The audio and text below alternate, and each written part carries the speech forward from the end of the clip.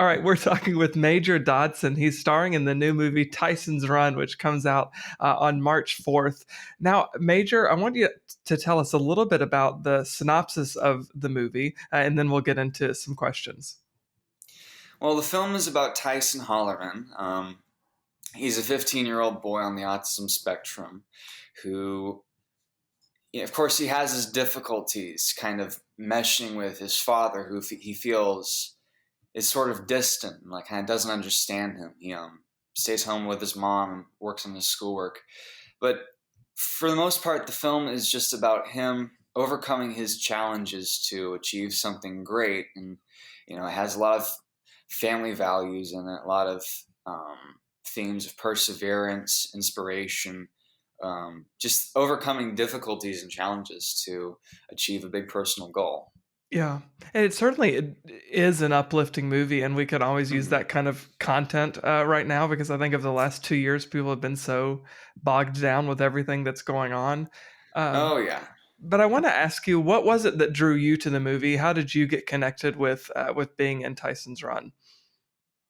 Well, I'm always looking out for opportunities. As an actor, you kind of have to. You'll get an audition and you'll think, "Oh my gosh, this is the greatest thing ever," and so you work really hard to prepare for the character. And that's just what happened with Tyson's Run.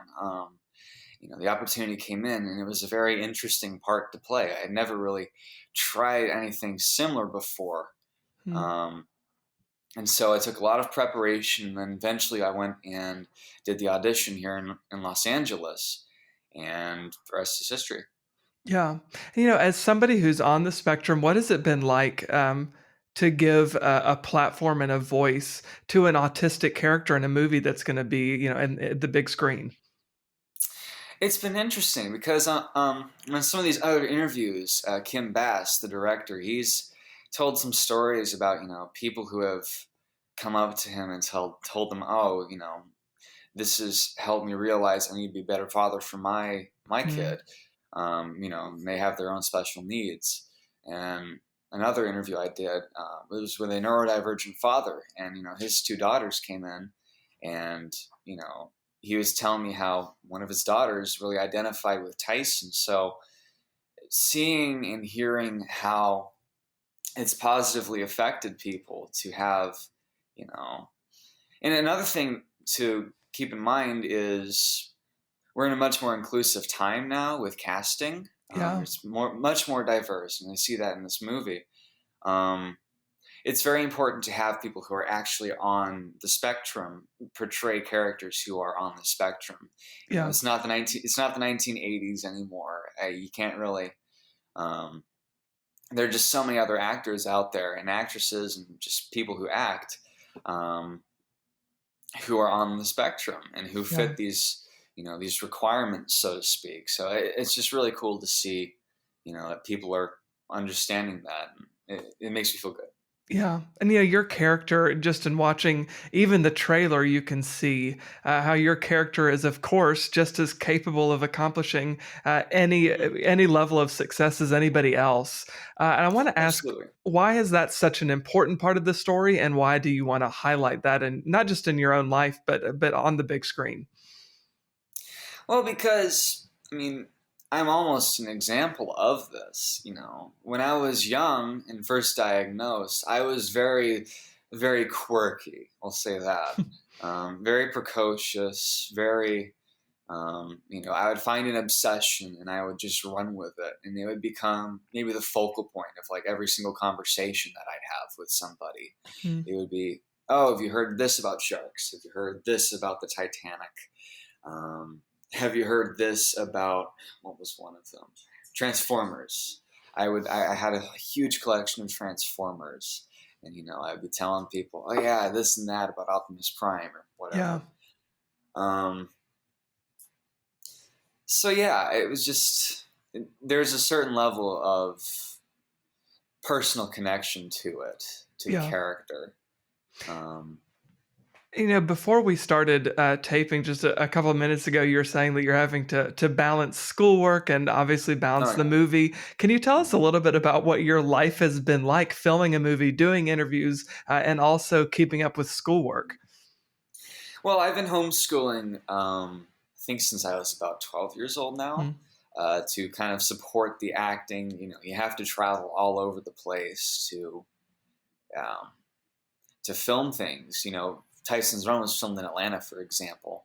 So we went there for like 5 months to film, 3 months, 5 months. It was a long time. Yeah.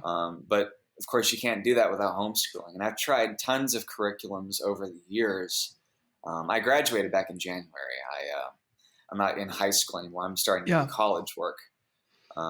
But just having that online aspect is really good for somebody like me, where it gives me more flexibility to focus. Balancing that out with the acting has certainly been very important. Yeah, for sure. And I want to ask you a question about the movie. A central theme you mentioned it before about build the Tyson building a relationship with his father, and Right. forgiveness is a huge aspect of that. Can you Mhm. tell us a little bit about the way that forgiveness is played out in the film? Forgiveness in the movie is kind of shared both ways between Tyson and his father. Um, his dad needs to forgive himself for thinking that Tyson can't, achieve something great because of what ultimately is holding him back a little. Hmm. Um, and in turn, his father, and this happens with actual, neurodivergent children. Um, his father just doesn't believe that he can do it, and that translates real world into you can't go and do this because something bad will happen. You Hmm. can't go and do that because you'll get you'll get bullied. You won't succeed. It's these kind of fears that float around in the air that kind of hold these kids back. Um, and so his father needs to find he finds how to forgive himself for that reluctance. He lets his child go out in the world and experience things like other normal children do. Yeah. Um, and he achieves something great. And then Tyson learns to forgive his father for that too, by finding his love and his acceptance for who he really is. Yeah. And, like, you've been in, The Walking Dead, you're in the Left Mhm. Behind movie, you're Right. you're in this movie coming out. I wanna ask American you. Horror Story. Yes, so when you act, do you draw on personal life experiences? How do you really fit into playing that character? Somewhat. Of course, there is, personal background. I had my difficulties in school growing up. Yeah. But for the most part, when I act, it is just, you become that character. Like, I could switch on Tyson at the drop of a hat on, Mm, on set, just kind of become that character. So, of course, you can touch on, your background, your experiences when you were younger, or your present experiences. It doesn't exactly matter. But at the end of the day, it is becoming a character and portraying them on screen. yeah. I think for so many people that's hard, like, people who are not an actor like me, it's kind of Mhm. difficult to imagine, like, how can you just become, just like you said, just turn it on at the drop of a hat and become another Right. character. But what kind of joy have you derived from being able to do that? And what maybe have you learned in the process of playing different people? Oh, tons. With each character is kind of growth upon, you learn about different experiences that people can have in the Mm, world. Now, that's maybe a little far fetched with American Horror Story and The Walking Dead. There aren't zombies walking around outside my house. Um, but there's always something to gain from playing a character, and especially with with Tyson. mm, Um, he had his difficulties meshing with other kids yeah. and kind of finding his place in the world, but eventually he did. And as I'm kind of growing at this point in my life, I'm doing college. I'm learning about jobs. I'm trying to get a business degree. Um, you know, I've taken Tyson's growth, and part of it's relatable to my actual life now. So Mm. that inspiration, that hope that he had, that perseverance, those are all themes that anybody can incorporate into their life, and that's kind of what I've taken away from it. Yeah, absolutely. And I want to ask you too, particularly over the last couple of years with COVID and then with your own life journey. I mean, everybody has things that are difficult for them to go through, even, Of course. without COVID. What have you been able to lean on to find as a source of hope in your life? A lot of it's been my family. Hmm. I wouldn't be an actor or a voice actor or here in Los Angeles for any reason other than the support of my family. My mom, she's been my acting coach over the years. My dad works hard to, keep us sustainable here. Hmm. Just that support, over my whole life, and especially over the past 2 years. It's been difficult for everybody, and um, it's just Yeah. been very enlightening to see everybody in my family kind of come together to stick it out, and be careful, and support each other.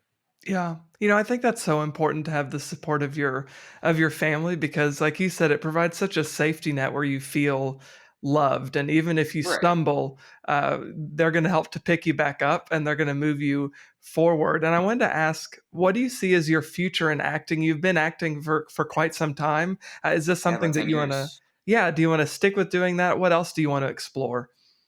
Yeah, I absolutely want to stick with acting because Hmm.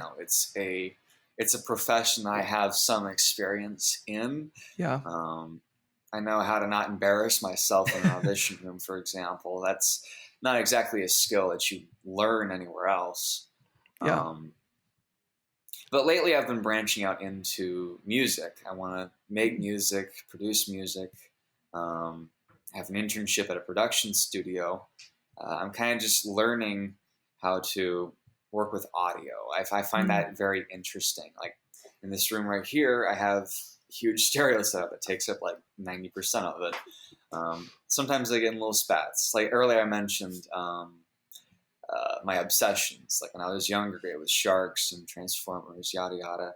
Right now, it's sort of music, stereo Yeah. equipment. But look, Um, that gives you the opportunity to become kind of like an expert on those subjects because right, let me tell you, you mentioned you now from acting have a skill for not embarrassing yourself in the audition room. I would right. absolutely embarrass myself Oh in the yeah, audition it's room. not for everybody. But I wanted to ask you as the last question for people who are going into the theaters to see Tyson's Run when it Mhm. premieres at the beginning of March. What's the takeaway you want them to walk out of the theater with? Earlier we mentioned it's good to have films like this, media like this, just Yeah, uplifting, accessible family entertainment. And I hope people of anybody, it doesn't matter what they identify with personally, or this is a faith-based film in some respects. It's just a very accessible movie. It doesn't matter who you are. I want people to go and see this film yeah. to see these characters persevere and come out on top. It's a very hopeful film. I hope people, take that away from it. I hope everybody feels inspired.